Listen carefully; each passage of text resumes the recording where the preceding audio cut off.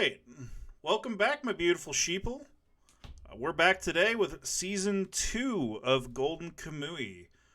We have been absolutely destroying the series. It's been really, really good. So here we are.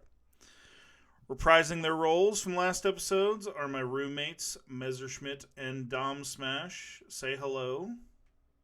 How's it going? What's up? There you go. That's all you need to know.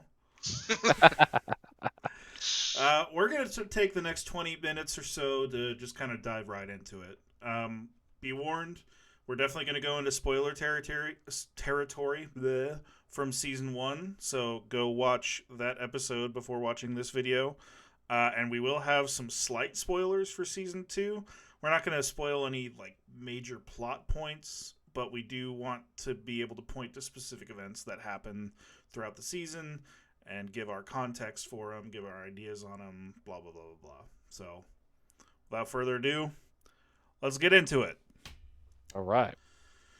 First thing that we wanted to talk about is the tonal shift. Season 1 had a very distinct tone. It was a lot more serious, right? Mm-hmm. Season 2 kind of goes in a different direction. So we're gonna talk a little bit about that without spoiling anything major. So I guess first things first, Messerschmitt. It's pretty obvious right from the start that Season 2 has a lot more dark comedy involved. Yeah.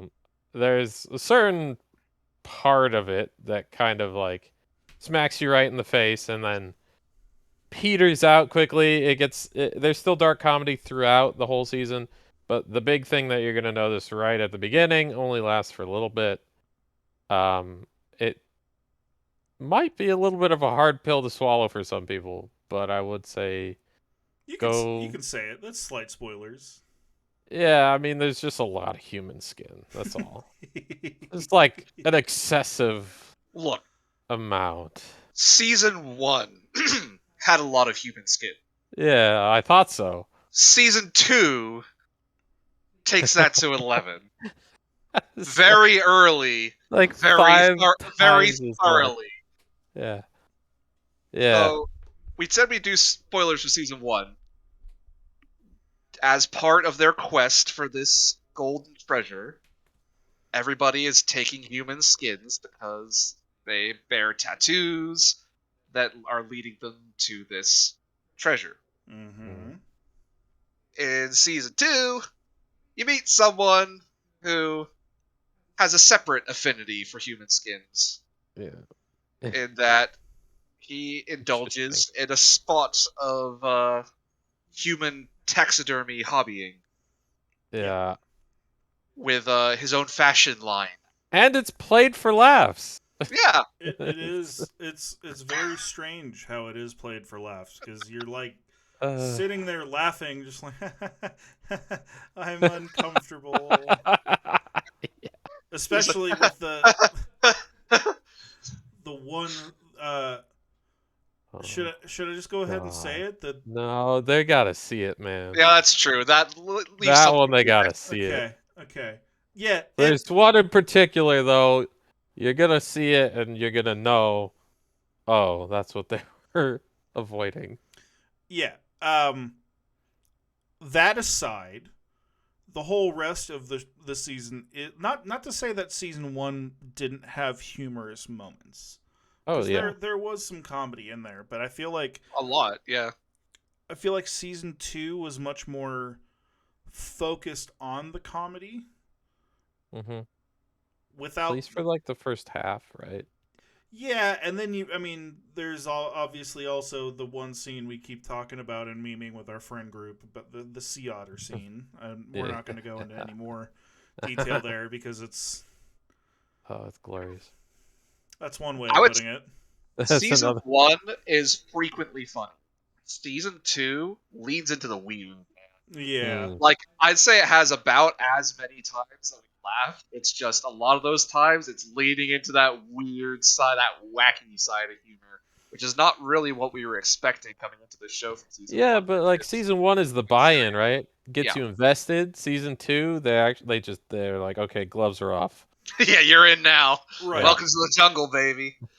Right. And I think a part of why that is because in season one there were distinct factions and people were on very different sides of the line and you knew exactly where they stood, right? Mm-hmm. Whereas in season two, and we're going to transition into our next topic, is those walls kind of break down. Yep. And there are scenes where you're starting to think, well, is this group the villains or are they just another group of people? Now they're teamed up with them, and I really enjoyed that aspect of it. I thought seeing different groups of people come together was always really entertaining, and I think that led into the tonal shift and the comedy. Dom, I know you talked a little bit about some particular characters. I know we're going to mention one in particular later, Tanigaki, where in season one we it was very much we like this character, but we don't know where it's going to go, right? And I think he is your favorite character, so I want to, I guess, when he joins in to the main group, kind of get your thoughts on how that was done, what you liked about it, if you had anything that you disliked, etc. Well, Tanigaki's an interesting case. When you start out in season one, he's kind of an antagonist. Then during season one, you see another side of him, and you start thinking that maybe there's more to this guy. By season two, you're pretty confident that you know him and like him. And then something that we're going to talk about later happens, his own kind of episode that really lets you know who this guy is, where he's coming from, what his motivations are. And it's just really great that, that these other side characters are given room to grow and have play. Joe? Yeah, I didn't expect him to be as much of a main character. And to be honest, I think I didn't expect a lot of these secondary characters to actually be main characters. I think season 2 does a good job of putting that forward. It can be a little bit like jumpy in the sense that there's a lot more people now that you have to kind of learn and know, and whether you like them, whether you dislike them, what are their motivations. But I don't think it's a bad thing. It definitely makes the world feel more full. And I obviously I don't think that like having just straight up bad guys would have made the show any better. So the complexity, the nuances of these people working together and still kind of being antagonists, like you're not sure what they're out for exactly. Like it's just an interesting dynamic to the show. Tanigaki seems to not be an antagonist anymore, but who knows, right? That's true. And I mean, it brings up this other thing. You made a good point, Joe, that often we see things from either in our own lives, our own one perspective, or if we're watching media from the main character's perspective. Mm-hmm. But this show is very good at pointing out that literally everybody at play has a life just as rich and as meaningful to them as the main characters. Yeah. And that really, when the main character comes into conflict with these people, it's like two destinies clashing, two full, complete life stories, and potentially one's going to end there, one's going to keep going. Yeah. As wacky as some shit is in this show, there are a lot of humanizing moments, and even with the quote-unquote bad guys, and I really like that. Yeah, I actually wanted to ask both of you if there was an interaction between two characters that kind of surprised you, that you enjoyed. I guess we can. It looks like Dom's thinking pretty hard. Do you want to go first, or do you want Joe to go first? Joe can go first. Okay, I Joe? absolutely didn't think Ushiyama was going to be as much of a character Mm. as he is. I thought he was just going to be a caricature of a big, muscly bad guy, Like the and Juggernaut they were going to have, bitch. huh? Like the Yeah, exactly. Juggernaut I bitch. thought that's what he was. They were going to have to kill him at some point, and he would be a really tough opponent, and, you know, they'd take his skin or some shit because he wasn't going to go down without a fight.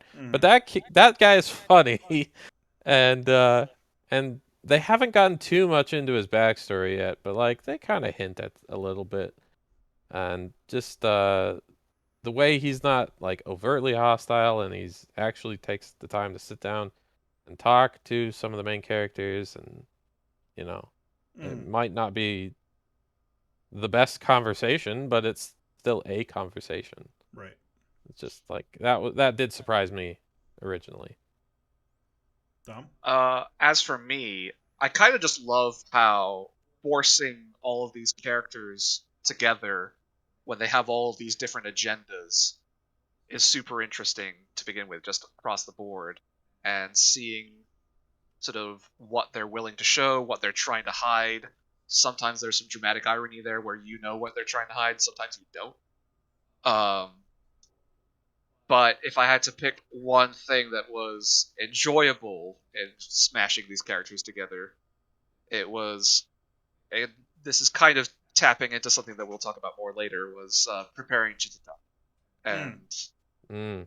the way that different characters went about it, Ogata in particular, It's pretty Yeah. funny. but I like agree. all the other characters get sort of peer pressured, browbeaten by Sherpa into helping out and doing things the Ainu way. But there's one character who's a little bit too cool, refuses to say Chittatap as he beats his meat with his cleavers, and it creates some fun moments. Well, one of my favorite moments actually is going to lead into the next segment, which we're going to talk about the two character study episodes. So again, we're not Mm. going to spoil it for people who haven't seen it. I'm just going to kind of give a little overview of our thoughts. But in one of those episodes was an interaction between Tsurumi and Tanagaki, right? Where Tsurumi is a fucking psycho Yeah. and is, if there was one villain, it's him. But he still shows a side of him in that episode where he's sitting down with Tanagaki, where he's actually respecting his soldiers and is listening to what they have to say and trying to connect with them on an emotional level. I think we all think that that's a form of manipulation on his part, but it Absolutely. it adds a layer as to why he has so many, for lack of a better word, simps following him throughout the series. They love him and they respect him, and Loyal adherents and followers. I think that it's only like a 3 to 5 minutes section, but Yeah. just by virtue of having that in, I feel is a valuable interaction between characters. But to go further on to the next topic with the character study episodes, there were two standalone episodes that were based on Tanagaki, who we talked about, one of our favorite characters, and Private Ogata. And I felt they were pretty incredible to flush out these characters. And we mentioned on the Pointing Stick podcast about Kenobi how we really wished that there would be an episode like that for Mm. some of the characters to flush them out a little bit more so that we would care a little bit about them. And I personally think they were really well done. I think Dom, you In Golden said, Kamuy. yeah, Yeah. in Golden Kamuy, not in Kenobi. Um, I think Dom, you mentioned that Tanagaki's episode was actually your favorite episode from season 2. Is that correct? I think so, but I really like that character, so is it any big surprise? I think it's really cool that not only do you like the main two characters Mm. enough to carry the story through, but that I think each of us has a favorite character, and it's not one of those main two.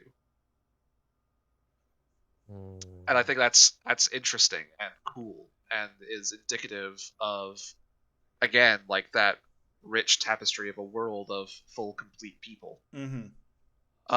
And these 2 episodes certainly help with that. Like, seeing why Tanigaki is here, what he's been doing, it makes a lot of sense. The trajectory his character takes through season 1 and into season 2. Mm. Um, the food aspect is really cool. That gets interwoven throughout his story. It was very solid. I think people should watch it. I don't want to spoil it. Right. Do you have anything to add to Yeah. that, Joe?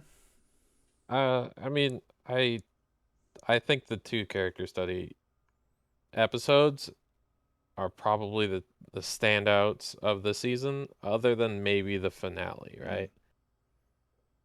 I I really like them as a pair, especially because Ogata's kind of acts as a foil to Tanigaki. There are some similarities in terms of like motivations, I guess, in the backstories that happen. Not exactly like the same events happen to them, but like it shows that they react to these trials that they're put through very differently, Mm, right? I'm not sure how much we want to say, so I'll probably leave it at that. But Okay. again, they also highlight Ogata's relationship with food mm. in his episode, and I think this show just does that really well as a whole. But it blends well into the whole Chitatap stuff that happens later on too. Like it all does blend pretty well. One thing that both episodes did, I thought, quite well was also playing with time and Mm. like Mm, framed narratives, where we already kind of hinted that Tanagaki is telling his story to right. Tsurumi, and Tsurumi is listening and asking questions and probing, which creates an interesting lens to view that narrative through. Mm. And then Ogata, it's kind of a spoiler to say what that frame is made up of, but it's also an interesting sort of swapping back and forth in time as the story is being told. Mm-hmm. Yeah. I hope we get more of those in season 3 because I feel like Like we if easily could. I think we Every easily every could. single character could have one of those. Yeah. I think it's also interesting because I think those episodes specifically kind of show that if this story was kind of about a different thing, that these characters could probably be main characters. Mm-hmm. At least Tanagaki, I could very much see him being like a main protagonist in his own story, just based off of his episode alone. I feel Uh, like Ogata could absolutely be an anti-hero style main character. I agree. You'd probably have to find a way to have him turn a little bit more, Mm. but it could work.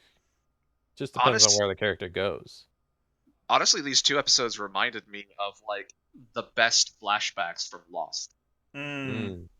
okay. Like, I think these 2 episodes Mm-hmm. are better than most of those flashbacks in Lost, but it's a similar idea of like giving you a clearer idea of why these people act the way they do, what Right. motivates them.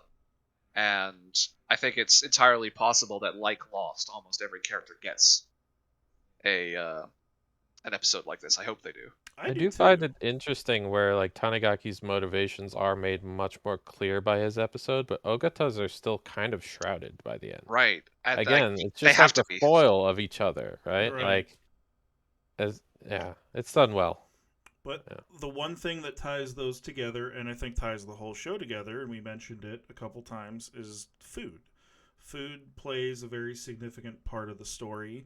Um, Explaining the context of the food in those 2 episodes is kind of spoiling the entire episode, so we're not going to go that in Mm-hmm. depth.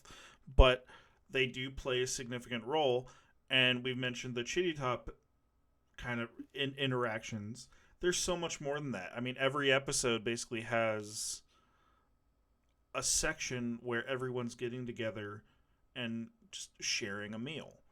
Yep. And I think we all really like that. I mean, we do that on a nightly basis, right? We're roommates. We Mm-hmm. basically will cook dinner and watch an episode of something or just hang out for half an hour, even if that's the only time that we hang out during the day. And I think those are very special moments for us. So maybe it's just easier for us to connect with, but I also think that all humans can connect with food. I think that's every culture has its own food palette and Yeah. special cuisine that brings everyone together. So I guess Joe, we'll start with you. Mm-hmm.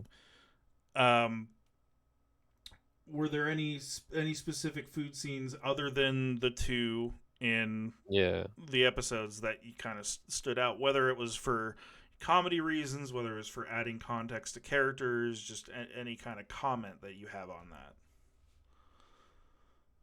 I mean, there's one, and I don't know how much we want to talk about it for spoiler reasons, but like there's one that basically pays homage to The Last Supper. Oh, right. I Ah, that forgot And one. about that. that one, like, again, is just like it's the what's the right word? It's not the culmination, but it's like essentially right before the climax or nearing the climax, and these two groups are together and like they're essentially trying to accomplish this goal, right? And like this framing it as the Last Supper is just incredibly interesting to me. Yeah. Um, because the tone, the implications of that, what's actually going on at the dinner is Hmm. technically seems like some bonding time. You get some humanizing moments, but like there's this undercurrent, right? So that one's probably, if I can't talk about, the other ones, that one's probably the standout for me. Yeah. That's really good. I mean, also like you think about all the members who were at the Last Supper and Hmm. their various futures leading on from that moment, Yeah. and you compare it to these different factions that have come together with that potential for breaking apart that's always hanging in the air in these moments. And it's also Yeah, like who who's gonna is do it? the Who's chosen one Judas? too. Yeah, it's Yeah, also who's the like who's chosen one? Who's Jesus. Judas? Yeah. Yeah, So yeah, it's like interesting, It right? is interesting. It's kind of funny that to be honest, I kind of forgot about that scene until you mentioned it, and then as soon as you did, it's like, oh yeah, how did I forget about that? That scene was incredible. We all well, it's laughed really hard at it. relatively early on, and so much happens after that. Yeah, Yeah. I guess Dom, same question. Even if it's just something small, a small interaction between characters that food played a role Yeah, I think Joe picked a really good one. I think in. there's a lot of spoiler territory we could avoid here. I did mention Ogata with the Tutatap before. I think that's a great one. But also just in general, like we said, this is something that the show, I think, is at its best at doing, is bringing these characters together with their different motivations around a table to share food and like enjoy this delicious food while at the same time not really trusting each other. Mm. It's that sort of I think there's one. primal thing that's core to mankind of enjoying food together and sharing stories that the show does so well. There's like one meta comment I want to make, Sure. right? Is that like while we were watching, right? We kind of took bets. I don't know if you guys remember. We kind of took bets on. It's like, okay, so what are they eating in this episode? Yeah, Right, as right, right, right. Sort of thing. It's like it's gonna happen, right? Something's gonna they're gonna eat Yeah. something. So like, what is it? And then it's just like I had a fun time with that. That was kind of cool. yeah. That Is, was is it bear? Is it deer? Is it squirrel? We don't know. yeah. It's like they were doing this in the last episode, so that's what they're gonna eat that. Yeah, and Uh, I mean, we mentioned it in the first season one review as well about how anytime they're sitting around a table and eating food, it is used as a narrative device to kind of explain more about the Ainu culture. I think it Mm, expands more because there's more factions hmm and more characters, but you still definitely It's get also that springtime. It's it is springtime now, so it's the like there's different kinds of foods that they eat and different like kind of hunting techniques, and I think pretty early on they're talking about that like plant that they were eating that like turns their Right. lips black if you eat it too much or whatever, and it's like such a small little interaction, but it sets up kind of the rest of the, I mean, it kind of just sets up the entire show. I mean, even if you think about it, as early as the first episode, one of the first frames you see, it's kind of innocuous, but is Sugimoto eating an ant off of his finger and saying that it's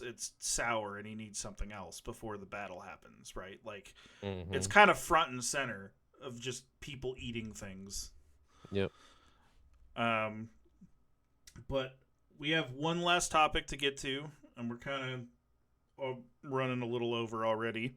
Okay. But we wanted to talk about the finale, the set piece. Not explain it in detail or anything, but just how, I think, Joe, you were the one who said that you had no idea that this was going to happen. Yeah. We were all kind of just blown away. Well, yeah, it was like leading up to the finale, right? You're like, okay, I have 2 or 3 theories about how this can go. And the finale just took all of those, broke them in half, and shoved them into the dirt, essentially. It's like, you have no idea what's about to happen. And I thought that was great. Like, the amount of escalation that is present is kind of incredible. It keeps you guessing, and it was just a kind of a spectacular watch too. Like, it shifted everything. It shifted all expectations, right, at that point. And I think we all know the moment. But oh, man, it's so hard to talk about it without spoilers, but it leaves you in a very interesting place. Like, it essentially doesn't wrap up storylines. Right. Right? It kind of, it answers some questions, certainly, but it doesn't wrap up storylines. Things just shift. And New ones. yeah, and like there's a whole new dynamic for season 3. I'm just like, how are we going? What's going on? Right? It's just Every surprise in that sequence is also very well, I thought. Like, they don't show you everything that you would need to piece it together beforehand, but all of the surprises make perfect sense based on the characters and their motivations that they have been showing you all season. So yeah, they kind of pull some stuff seemingly out of a hat in this big moment, but it all makes sense and it all feels right. It doesn't feel unearned. Right. It's the opposite of an M. Night Shyamalan. Well, it's very early M. Night Shyamalan as opposed to anything other than his first 2 movies. Yeah. Yeah, I completely agree. I loved I mean, I loved how everything kind of came together and surprised me, but just even as an action set piece. Because we mentioned it before, this is not a battler in the traditional sense. Like, it's not, like a Naruto or a Bleach or whatever. But there are some really interesting and well animated battles. And that final set piece, I think I was kind of just blown away the entire time at the scope of what was happening. And even without all the different character motivations and the stuff happening on the backside, I think I would have been entertained just as a spectacle kind of thing. Sure. Yeah. Yeah. And then I think there were two specific kind of like skirmishes that I thought were really well done. And like kind of foreshadowed. So. And once again, something that the show does very well, it feels like the characters are actually in mortal peril at any given moment in this entire sequence. Anybody could get off at any moment. Yeah. Or suffer some horrible injury, like it's reasons like that like Game of Thrones was fun to watch because you never knew what was going to happen. You didn't feel like anybody had impenetrable plot. for a while. For a while. Okay. Yeah, no, I completely agree with everything you're gonna say. Hopefully, we're gonna start season 3 as soon as possible. Season 4 comes out in the wintertime. Hopefully, it doesn't go Game of Thrones. That would Please. that'd be quite disappointing. Because as far as I'm concerned, this season 2 is a 10 out of 10 for me. I gave season 1 a 9. I think this season is somehow better.